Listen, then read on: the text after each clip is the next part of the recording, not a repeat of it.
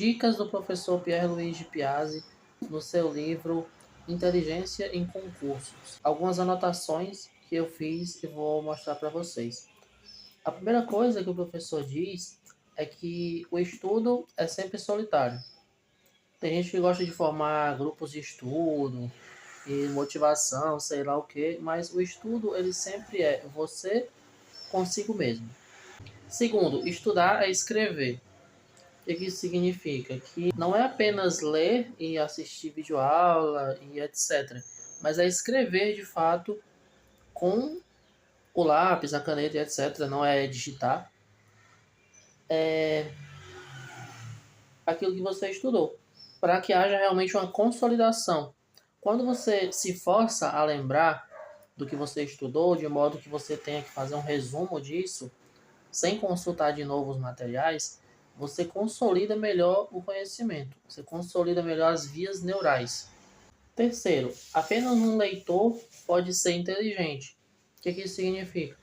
No Brasil, poucas pessoas têm o hábito da leitura, e o professor Pierre ele defende que só uma pessoa que lê bastante consegue ser inteligente.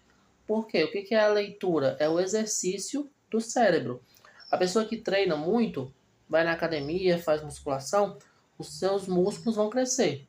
Da mesma maneira, quem lê bastante, quem estuda bastante, o músculo do cérebro vai crescer. Então, somente um leitor pode ser inteligente, somente uma pessoa inteligente pode ir bem num concurso público, logo, somente um leitor pode ir bem no concurso público. O cérebro não armazena dados como um HD, ele armazena percursos neurais que permitem recriar dados. Aprender é criar, reforçar novos caminhos neurais. Aprender é criar caminhos neurais.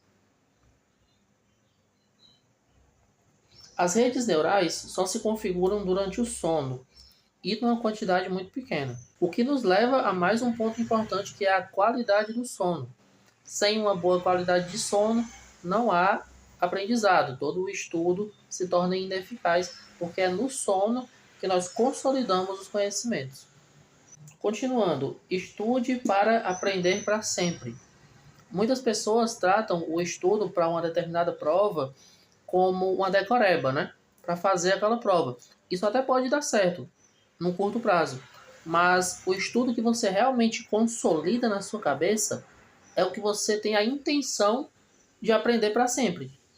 O seu cérebro meio que entende a importância que você está dando a esse conhecimento, se ele é um conhecimento para curto prazo ou para longo prazo, e ele armazena esse conhecimento conforme o que você diz que é importante para hoje ou para daqui a um ano ou para daqui a 10 anos.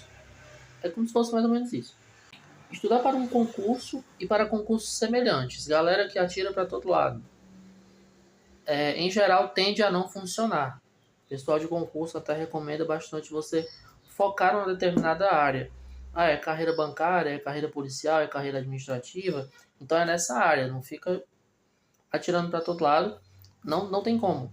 Né? A gente só consegue aprender mesmo focando. Estudar para aprender fazendo colas. O que são essas colas? Você literalmente faz de conta que vai colar. Você vai colar no dia da prova? Não. Você vai fazer uma cola. Por quê? No processo de fazer a cola, você vai estar consolidando aqueles conhecimentos, se forçando a fazer um resumo, que seria o resumo que você levaria para colar no dia da prova. Mas aí depois você vai pegar essa cola e vai jogar no lixo, guardar, fazer alguma coisa. Você não vai usar literalmente, mas o processo de fazer a cola vai te ajudar a consolidar os conhecimentos. Uma informação só é guardada dentro de um contexto.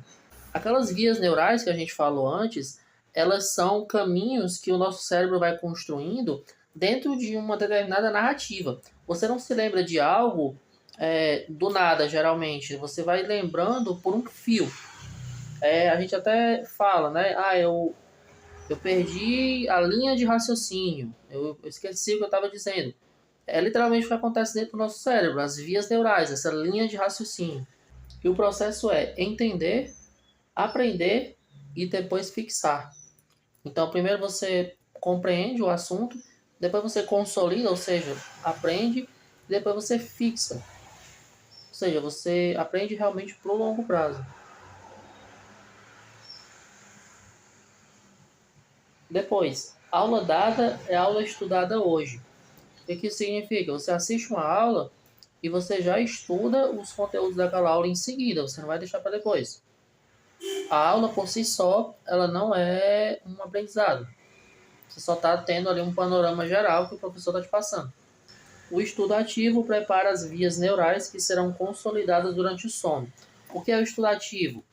É você escrever, é você fazer os resumos, é você falar, é você ensinar outras pessoas.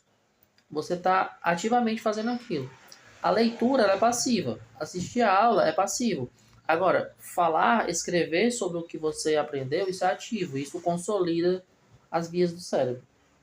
E a via neural que não é trabalhada, ela simplesmente é deixada de lado. É uma questão natural. O cérebro ele vai economizar energia e naquelas coisas que a gente não utiliza, ele vai parar de guardar. É simples assim. Por isso que a gente tem sempre que ficar revisando. Os flashcards são muito importantes nesse sentido. Um concurso não é um exame, porque o concurso tem concorrência e o exame é um teste pessoal. Eu concordo em parte, mas eu sempre tenho defendido aqui no canal que a nossa concorrência somos nós mesmos. Se você gabaritar a prova, dificilmente você vai ter que se preocupar com concorrência. Então é você e a prova.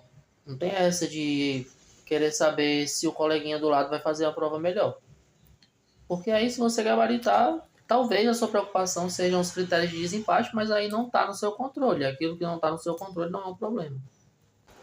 E aí chega na parte prática. No dia de fazer a prova, os conselhos que eu sigo quando eu vou fazer prova, eu sempre dou uma revisada nisso aqui, para eu já chegar e já preparar. Principalmente porque assim, eu já chego na sala antes, 1 hora antes de começar, e já dá tempo de respirar, de se acalmar, de pensar no que tem que pensar e de lembrar das dicas para fazer uma boa prova. E são essas. O reconhecimento. Folhear a prova para conhecer o desafio. Já dá uma folheada na prova para ver o que tem, o que vai cair. O que eles estão pedindo em matemática, em geografia, né? Eu estou fazendo esse canal sobre o IBGE, basicamente, enquanto eu estou na preparação para esse concurso. Do português, da informática, da parte de legislação, para você ter uma noção geral do que está pedindo na prova e o seu cérebro ele já vai trabalhando em segundo plano para lembrar das coisas que você estudou sobre aqueles assuntos. Então, o reconhecimento da prova é muito importante. O segundo conselho é responder as questões rápidas. As questões rápidas são as mais curtas. Não são necessariamente as mais fáceis, mas as mais rápidas. Daí você vai marcando, você vai excluindo alternativas que são claramente erradas, você vai marcando logo as que você tem certeza que estão certas. E no final disso, você vai para a terceira etapa, que é justamente resolver as questões marcadas. Resolver as questões difíceis, eliminando alternativas. Se ainda restam 2 alternativas possíveis, passe para a próxima questão. No fim, se não houver mais tempo, use o chute inteligente. Olhe as opções possíveis e marque conforme a intuição. Essas são as dicas do professor Pierluigi Piazzi, pelo menos as que eu anotei enquanto eu fazia a leitura do livro dele. E deixe aí nos comentários o que vocês acham, deixe seu like, se inscreva no canal. E se vocês tiverem interesse em corrigir os 12 principais erros de língua portuguesa, na descrição vai ter o meu e-book a respeito desse assunto, por um preço muito barato. Então, até logo.